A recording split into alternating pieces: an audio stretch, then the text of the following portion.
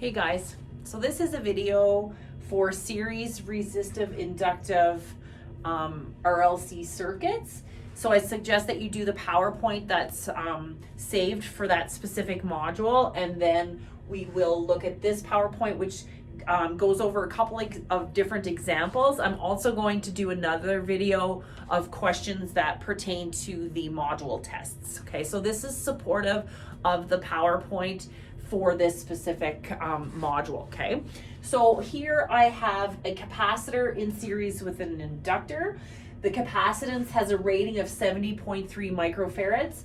The inductor has an inductance of 0.16 henries with resistance in the coil of 5 ohms.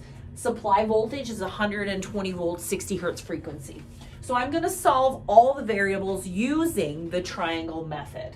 Okay, so the handout that I posted for series resistive inductive or RL or RC circuits is still applicable.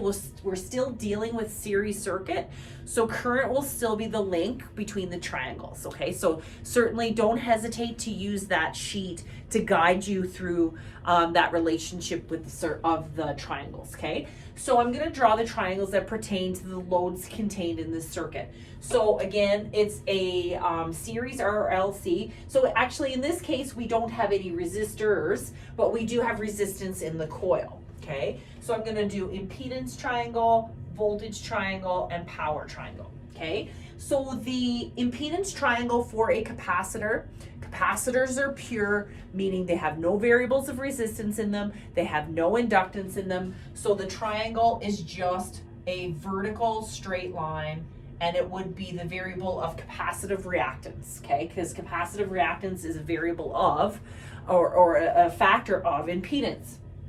Okay, I'm going to add that to the triangle for the coil. I can't just get the XC and add it to the XL because they're not in phase with each other. Capacitance is 180 degrees out of phase with inductance, right? So I have to add these variables together vectorially, which is what I'm doing when I put these variables into my triangles. Okay, so my inductor has a resistance component, so it's going to have a horizontal, and it has inductance in it, so it's going to have inductive reactance. Okay, so that's going to be my triangle for the coil, and then my resultant is going to be here. Now, I don't know if my triangle is going to be up in this direction or down. That's going to be dependent on which is larger, the capacitor or the capacitive reactance or the inductive reactance. So I'm not going to put my totals in just yet. Okay, so this would be the resistance of the coil, this would be the XL of the coil, and this would be the impedance of the coil. Okay, voltage triangle for a capacitor is going to be the same, except it's VXC, so the volt drop across the capacitor. I'm going to add that to my voltage triangle for the coil. Again, it's a full triangle, it has a variable of resistance as well as inductance in it. So I'm going to draw a full triangle. Okay, so the bottom of my voltage triangle for the coil would be VR coil, volt drop across the resistive component of the coil to the VXL, volt drop across the inductive component of the coil, and then my V coil will be the volt drop across the entire component. Okay, and then that will equal my total circuit. Okay, power triangle, again, straight line for a capacitor. A capacitor produces quadrature power, right? Reactive power, so that will be QXC plus power triangle for the coil. Okay, so that's going to be PR. So the power that's dissipated, the true power that's being dissipated from the resistive component, is the bottom of my triangle representing its phase relationship in phase at 0 degrees. An inductor produces quadrature power as well, and it's 180 degrees from the capacitive quadrature power, so that will be QXL. Okay, and then apparent power is the hypotenuse, and that will be of the coil, so S for the coil, and then my total. So you're not going to be expected to solve all the variables in a circuit typically, but I'm going to do it just for demonstration purposes. Okay, so we need to find the XC, we need to find the XL. The R of the coil is given, so that can be put in here. That's 5 ohms. Okay, so let's figure out the inductive reactance. I'm just going to put it here where the totals are going to go just because I don't have much room. So I'll get the values and then I'll erase it. Okay, so the formula for inductive reactance is XL equals 2 pi FL.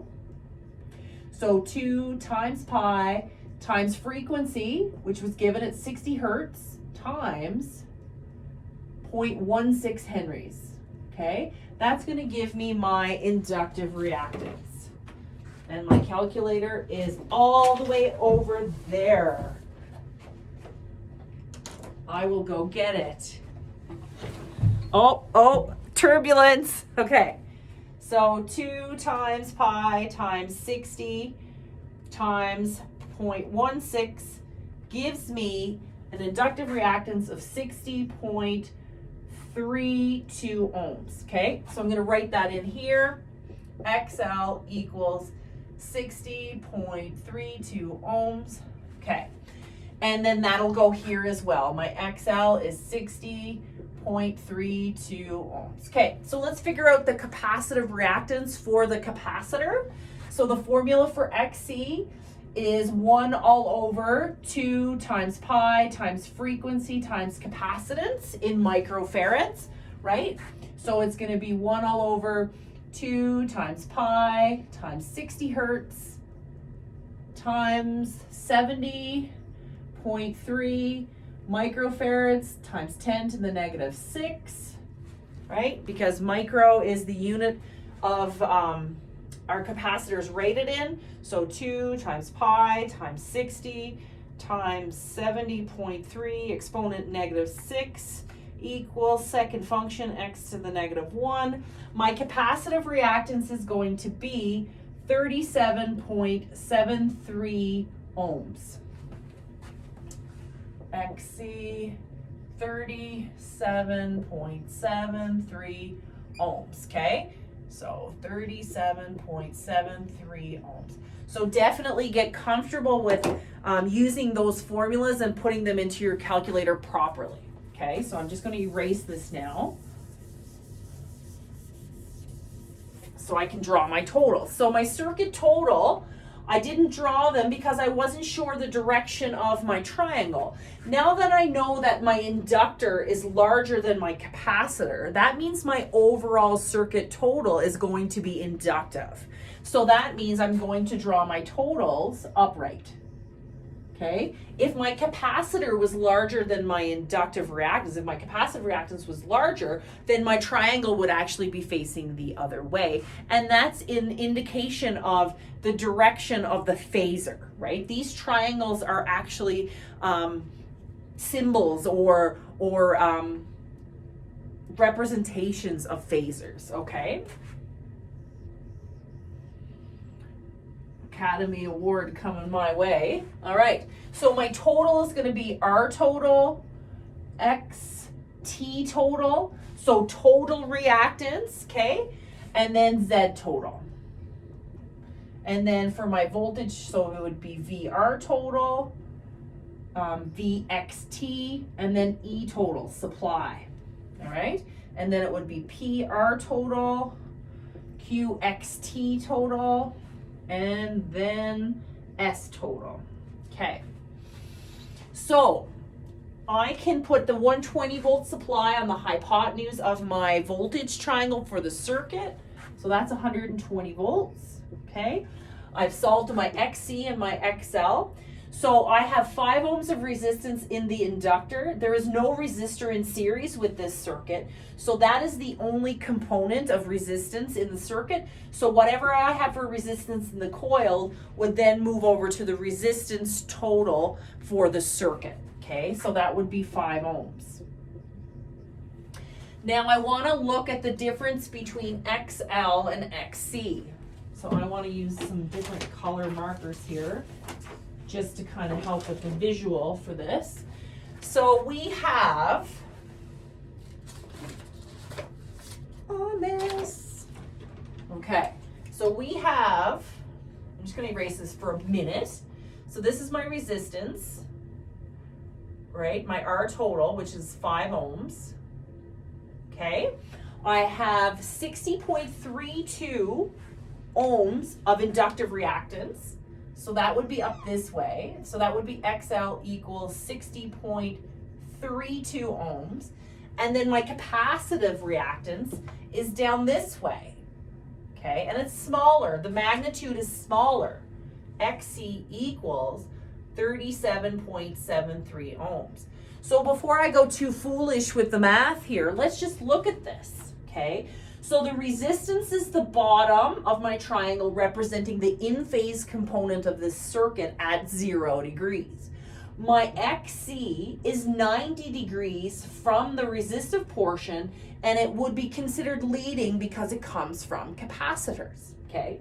My inductive reactance is also 90 degrees apart from the in-phase portion, but it would be lagging because it comes from an inductor. So we think of that perspective from the relationship of Eli ice, right? So if you have an inductor, it makes current lag, and if you have a capacitor, it makes it lead.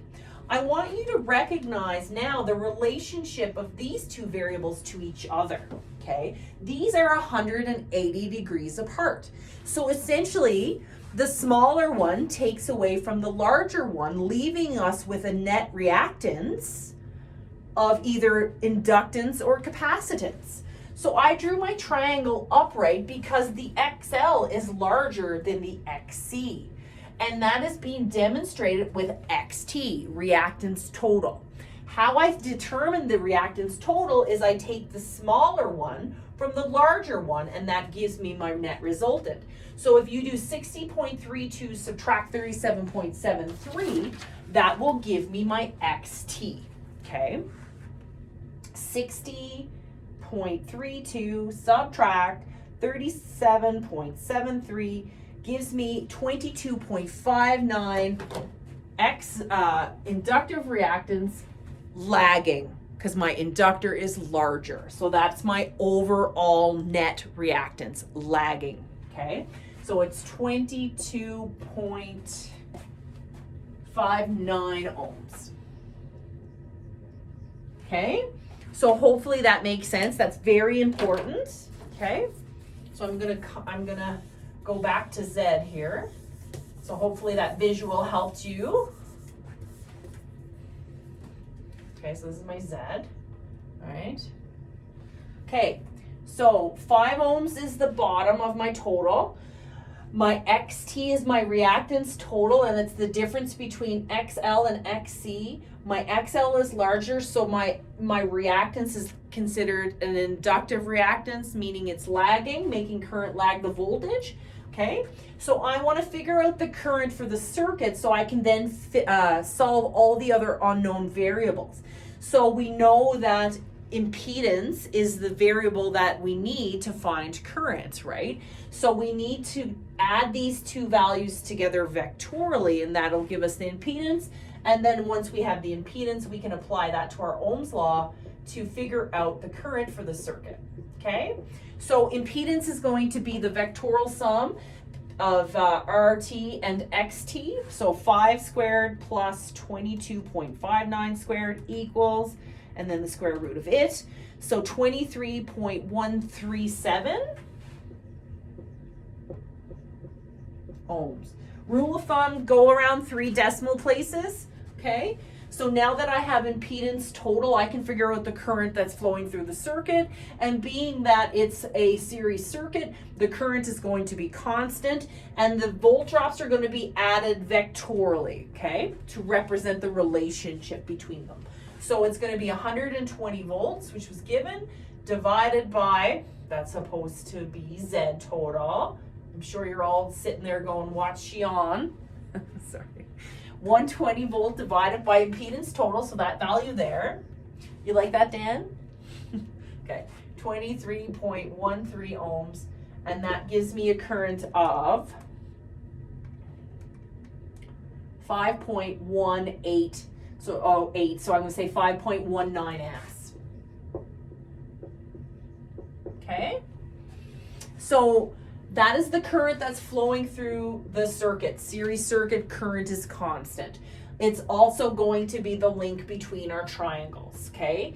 So I want to know what the volt drop is going to be across my capacitor. I'm just going to get rid of this formula now. We know what the current is going to be because I'm going to need this room to put in the variables. Small board. So I total is going to be 5.19 amps, okay? So I want to know what the volt drop is going to be across the capacitor, okay? So that's what I'm looking for. If I put my voltmeter across the capacitor, what am I going to read? So current is the link. I have the resistance. So you can simply take this value times by current, and that will give you VXC, so times current. And essentially all that is V equals I times XC, which is just Ohm's law. Okay, so if you're going from XC to voltage, it's times current. So I want you to use that sheet as a reference, just as a reminder of the relationship between, but it's really nothing new. We're either using Ohm's law or the power formula, okay? So if I have current, which is 5.19, times the XC, which is 37.73, that gives me a volt drop of 195.82. I told you to do 3 decimal places and I'm doing 2. But you will get a more exact number with 3. But I would like to think between A, B, C, and D, it's not going to come down to 0.01 of a decimal, okay? So 195.82 volts. So if I were to put my voltmeter across the capacitor, I would read 195.82 volts, okay? So I want to talk about the type of power, okay? So we know a capacitor produces reactive power. That can come from either here or here, okay? So if I come from XC to find Q, I can check out my sheet. It's just that times current squared, right? Which is Q equals I squared times XC, which is just your power formula that you were using even in second year. Or you can come from the voltage times the current, and that will also give you your Q, and that is simply Q equals V times I, which is your power formula, right? So these formulas are being used, and it's the relationship of current between them, okay? So let's figure out what our Q is going to be. I'm going to go 195.82 times the current, which is 5.19 amps, and that gives me 1016.306 VARs, volt amps reactive. Okay. So now, again, this is the relationship. Now I'm going to move into the coil. I want to know what the volt drop is going to be across the resistive portion of my inductor. Okay, I'm looking for that.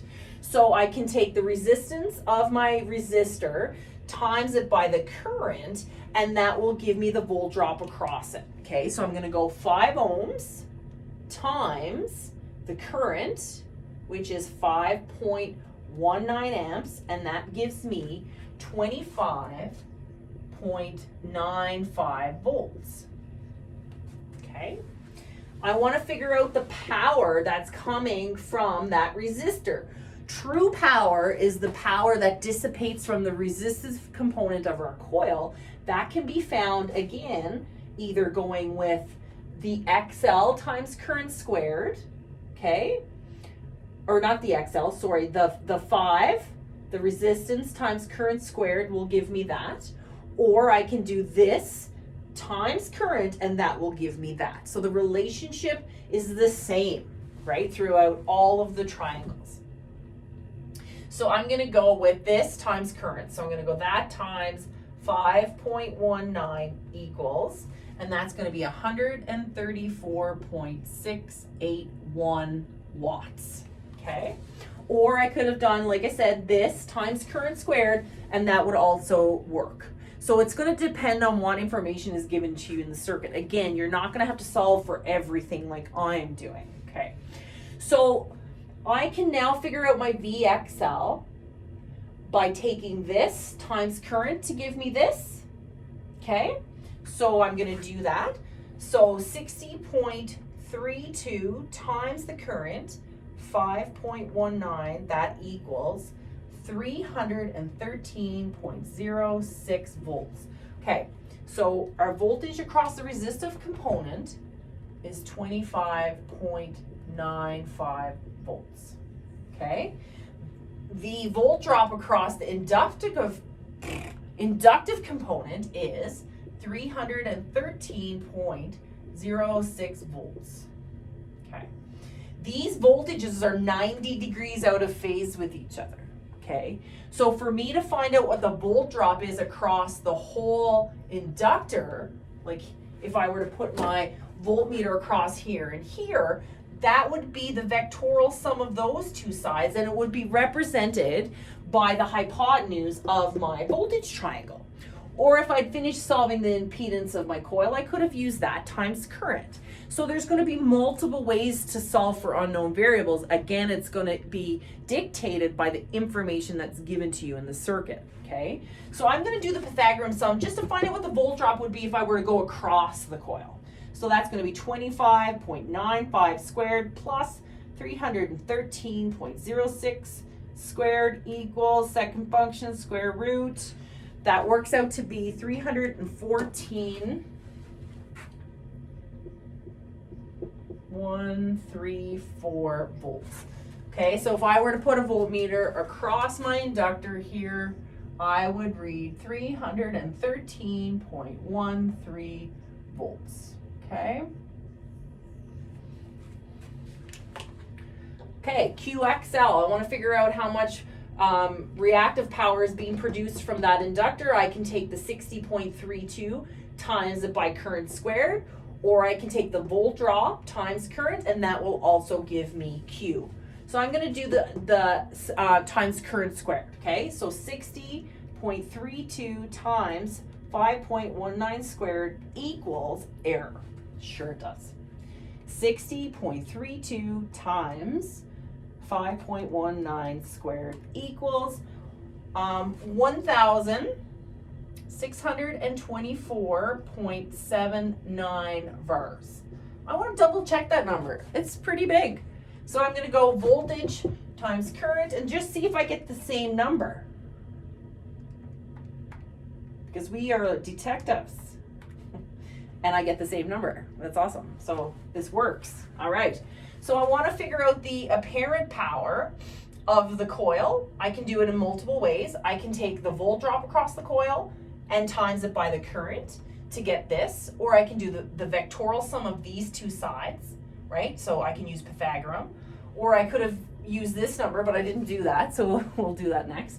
So let's do Pythagorean and then prove that we could have used this as well. So I'm going to do Pythagorean theorem on the apparent or the power triangle for the coil. So I'm going to go 134.68 squared plus 1,624.79 squared equals square root S of the coil apparent power 16,030.36 VA. Or I'm going to take that volt drop times the button current, see if I get the same thing. 314.134 times 5.19 equals, it's the same thing. Little different on the no, same thing. Perfect, 100%. I want to find the impedance of the coil. I can do so by doing the vectorial sum of these two sides, or I can just take my voltage divided by my current. So this way I'm multiplying. If I'm going from here to here, I'm multiplying. From here to here, I'm multiplying. But if I'm coming from here to there, I divide. Current's still the link, just depends if you're going up or down in terms of the triangle. So I'm going to take my voltage, my 314.134 divided by 5.19, and that's going to give me my impedance for my coil, and that works out to be 60.53 ohms. And you can check that by using Pythagorean, and you'll see that it is accurate. All right, so we can also use power factor. So the power factor of all the triangles are the same. Okay, so power factor, how do we find power factor? Well, power factor, the formula is, yeah, you can still see it, P over S, okay? So that would be 134.681 divided by 1,630.36. That gives me 0.083 power factor. And that's consistent then for all of the coil triangles.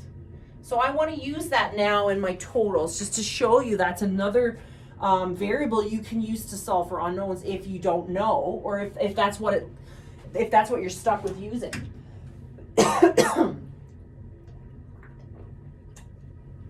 All right.